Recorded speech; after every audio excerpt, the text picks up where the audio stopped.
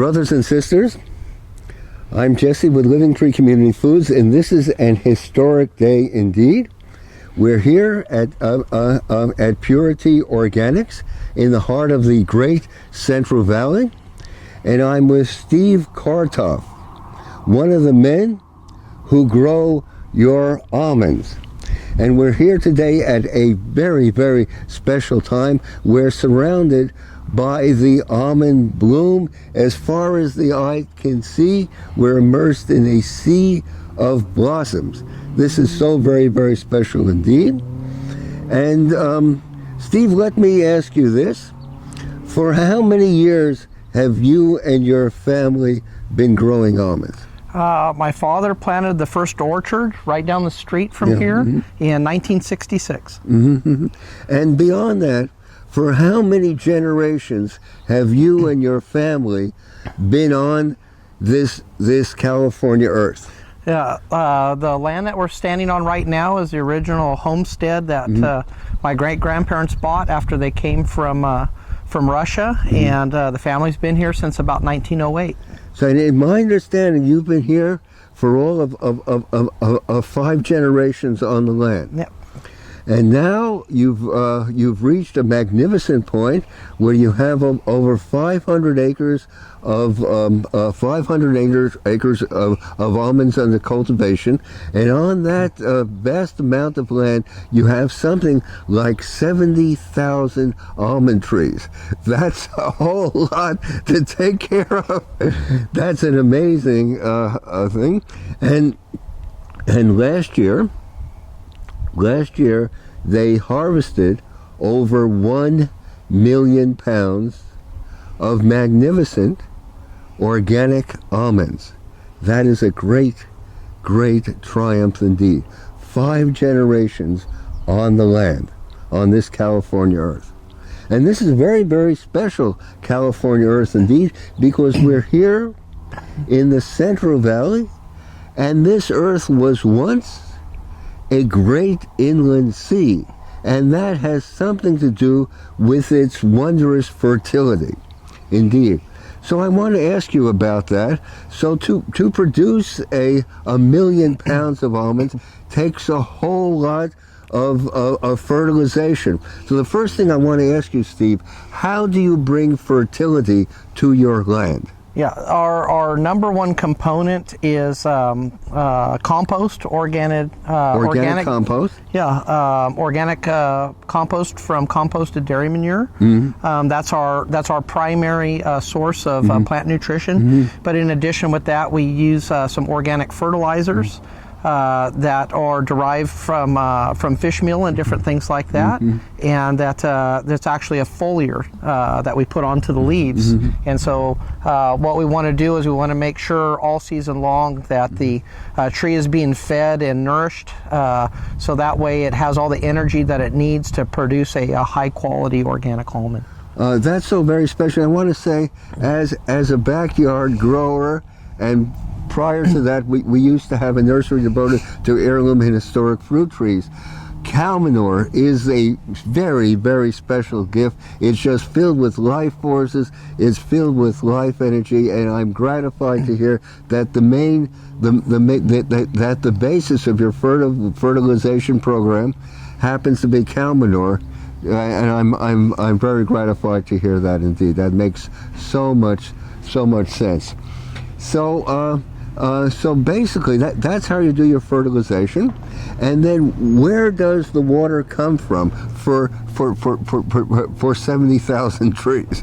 Yeah. All of the water for this part of Fresno County, and for the majority of the San Joaquin Valley, all comes from snow melt in the Sierra Nevadas. Right now we're about an hour and 15-minute drive from Yosemite. The Sierra Nevadas are just behind me, about 35 miles. And so all of the natural runoff comes down through a series of canals and works its way here to the farm. And so we're able to use some of the best water on earth, from the most beautiful place on earth to the most beautiful and productive soil found on earth.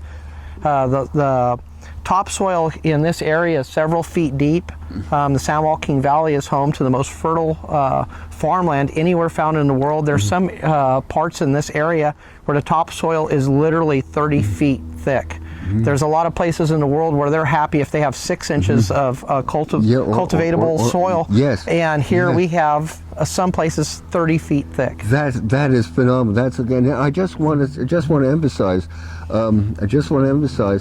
That, brothers and sisters, the water for the almonds that you purchase, for the almond butter that we create, happens to be from melting snow, from snowbanks of melting snow high in the Sierra Nevada mountains, which as Steve says is something like around 35 miles from here, and it was a wonder of human engineering to create the channels, the canals, and the irrigation ditches to put all of that together so that that precious water goes among these magnificent trees. A triumph of human ingenuity and engineering.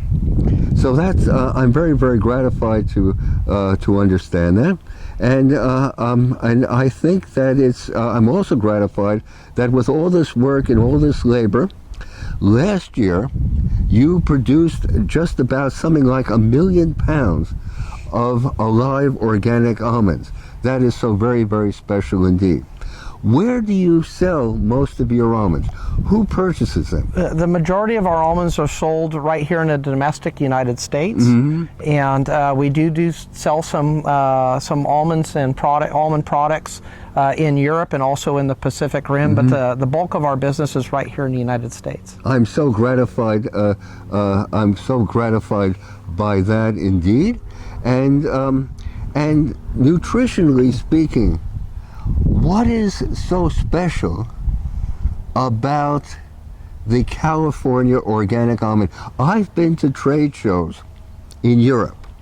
European almonds cannot begin to compare. Not in flavor. A lot of them happen to be bitter. You want to spit them out. Not in flavor, aroma, or appearance. Nothing can compare with a California almond. And the varieties, let's start with the varieties of almonds that you happen to be growing. Yeah, actually this tree that's right behind us is a nonpareil almond. The trees on either side of it are superel, which are the pollinator. And the superel almond is almost identical in every way, shape, form, and flavor to a nonpareil almond. And so this nonpareil means without equal. It's the sweetest, lightest color, lightest flavor almond that's produced anywhere in the world. California, starting back in the 20s and the 30s, there was a lot of painstaking work that was done to develop a true sweet, bitter-free almond. And that was developed solely here in California for the U.S. market. And this is why our almonds have a little bit different flavor, a little bit different look than the European almond. The original root, of course, is the same as the Spanish, but over the years, through traditional plant breeding, especially in the 20s, 30s, and into the 40s, these very unique varieties were developed here for our California climate, our California soil, and to have a truly bitter-free sweet almond. Okay. Well, I'm gratified to hear to think of all the labor of the plant breeders and the growers and the growers and breeders and farmers and orchardists who devoted so much tens of thousands of hours of effort to endeavor to create an almond, to breed an almond that's especially suited for the Great Central Valley, for your soil conditions, for your climate, for your water, for your fertilization program. A tremendous amount of effort, brothers and sisters, has gone into creating a California almond. It's the sweetest, it's the best, it's aromatic. It's so very, very special indeed. And that's why people write in from time to time and they ask us, how come your almonds are more expensive than conventional almonds. Just why is that, Steve? Yeah, a lot of it has to do with production, farming techniques, and things like that. One of the things that we see in organic production is a reduced volume of almonds. On average, the state of California, the average runs somewhere around 2,200 pounds per acre, according to the Almond Board of California. However, our production is quite a bit below that. And there's definitely more hand labor. There's more time in the field with the tractor. Hand labor. We have more time in the field with the tractors doing the necessary weed controls and things. And so not only do we have less production by way of pounds per acre in almonds, but our expenses are significantly higher, especially in regards to labor. It's a more difficult endeavor. It requires a lot more time in the field. And so for those reasons, we just have to charge just a little bit more for those almonds in order to make a profit. I'm so gratified to hear that. The farmer, the soil, if you're an organic farmer, the soil needs to be sweated over, to be labored over. There is so much hand labor involved, and there's no way to get around that. That's what it takes, and that's why organic almonds are significantly dearer in the store. But that's just the way it is. The farmer needs to be compensated for the endless devotion that he bestows upon these almonds. Now I see that that Steve's brother David has just showed up. David, if you'd like to come and join us, please. Yeah, and David, I don't need no mic. David is the farm manager, and all of these trees that you see here require hand pruning. They have to be pruned by hand. There are mechanical methods, but we found that what's best for the tree health and overall production, it's always best to do this by hand. Out of all of these trees that Jesse's talking about, there's not one tree out here that my brother and my father haven't hand pruned at one time or another. That they're out there. My father's literally out here in the dark when we start out with the young almond trees in the summertime, summer pruning, shaping that tree to get the scaffolding and the fruit wood that it needs. And these guys are the ones that really deserve the credit. I do a lot of the marketing. I run the packing house, but it's my brother and my father and my sister in the office. They're doing a lot of the work. David's up at sometimes 4:30 in the morning. 4:30 in the morning. Yeah, and he's out here sometimes until 8:30 at night. So we want people to understand that whether it's conventional farming, organic farming, farming's farming. You're up from sun up to sundown. You're out there. You're working. Sometimes it's hot. It's one of the best ways to live, but not always the best way to make a living. But we really this is our lifeblood. David and I are fourth generation on this dirt here. My grandparents lived in the house that's just on the other side of the camera here. My great grandparents lived here, and so this is really our lifeblood is here. The soil and our farming and organic's just all part of that. So I'm going to turn the mic over to my brother. And I don't really need a mic. I think he covered everything. But, what's interesting is you see this. We've got 8 to 9 years right here, and I don't know if he'll have a chance to take you. We just planted a field 2 weeks ago. Right. We had stopped by. Okay. We stopped by earlier. So you can see exactly where we start from. Right. It's a small whip. Yeah. A whip of tree. It's a newly grown. They appear to be all a 1 year whip, and that's what you start by. And I understand right now you have a trend towards self-pollinating varieties. Yes, we're working on which that. Seems to make a whole lot of sense indeed. Well, that's good. And your brother mentioned in passing satisfaction. And would you like to say something about the personal? Steve was saying that oftentimes you have to be up at 4:30 in the morning, and you're working the whole day long. Until sunset or evening or whatever. And yet, besides monetary compensation, there's another sort of reward and need. And I imagine that a lot of that has to do with self-esteem and satisfaction, personal satisfaction that you're doing a righteous endeavor, something that has to be done, and providing magnificent food for so many fellow Americans out there. Yeah, we get to provide food for people around the world, but the satisfaction of throwing a tree in the ground right there behind you, and watching it grow, develop over the years, and this right here is part of the this is part of it right here. Is watching the flower, the very beginning stage of the almond produced, and watching the bees fly through it right now, pollinating it, knowing what they're doing. How magnificent that was for that little creature to come and actually make that happen. Yeah, and that's the one with all this high-tech world,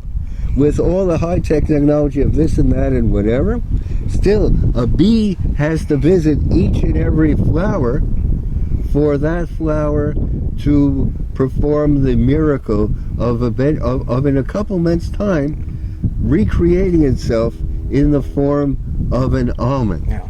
So still a bee has to visit each and every flower. So we are subservient to the wonders of nature, and if you're out there farming the land from sunup till sunset, you get to see these hidden miracles day after day after day. That must give you so much personal satisfaction. That's right. So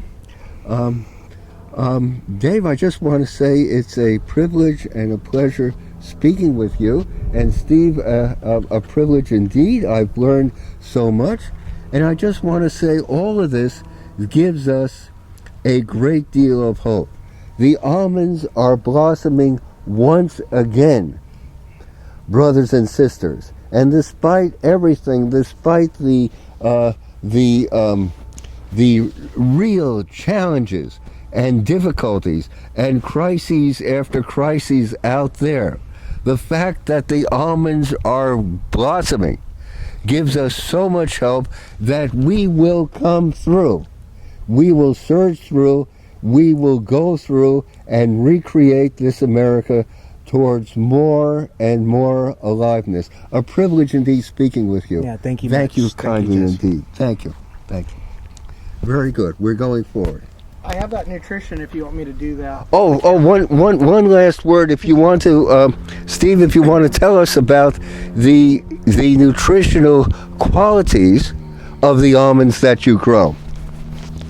Yeah, in a normal circumstance, with such as a handful of almonds every day, fiber 3.5 grams, protein 6 grams, fat 14 grams, 9 of which are monosaturated.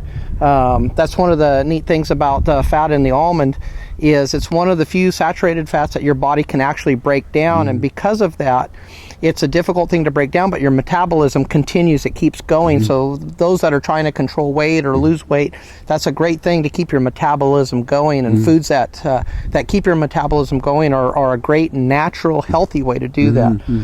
Vitamin E, 30% of the recommended daily requirement. Manganese, 32%, magnesium 20%. These are all things that your body needs. Earlier today we were talking with Jesse a little bit, and we're talking about good food and what good food means. And I've talked to some people over the years that have really fancy sports car, and they go and they buy premium gas to put in their fancy sports car. It's a high performance car and everything else, and yet sometimes you see these same people that are eating junk food. They're eating food that's packaged and it's got 19 items in there that you can't pronounce it. It's got 16 syllables for every chemical that's in there. And to me, I just don't understand. It's like, okay, your body is a high performance vehicle. If you think about the horsepower and the energy that the human heart puts out, do you really want to give it junky fuel, or do you want to give it high performance fuel? And this is why we think natural food and organic foods are so important, because your body needs to have good fuel to be healthy, to have produce energy. And a lot of those nutrients are coming to you from the bottom of what was a great inland sea for millennia. All of this was inundated. Imagine the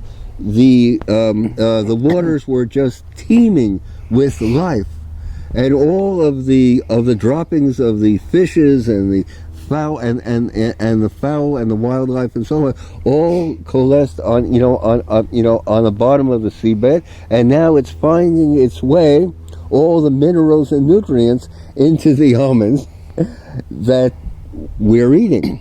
And I want to close with one other thing. We besides making almond butter with Purity Organics almonds, we also create a very, very special almond oil.